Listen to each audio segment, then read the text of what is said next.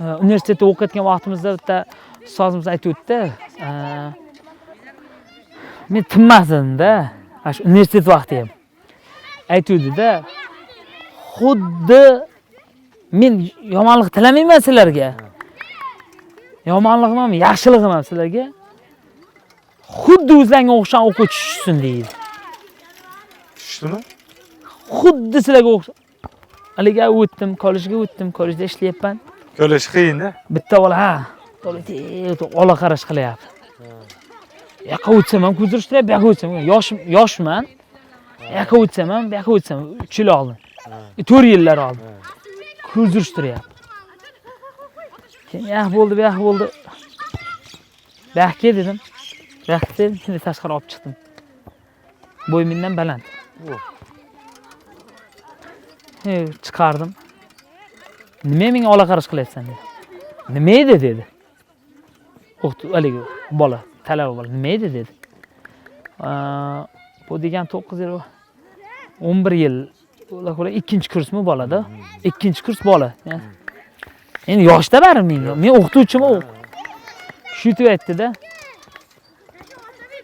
Boyagi o'qituvchini gap esimga keldi shu momentda. Xuddi o'zingga o'xshagan o'quvchi tushsin degan. Uyga keldim, uyda oqshomni uxlay olmayman-da. Na turdi, u bola nima qildi menga? Turibdi, azdim, shuni bitta uraydim dedim.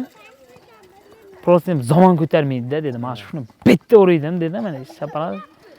Zamon ko'tarmaydi. Na turdi. Deydi-da.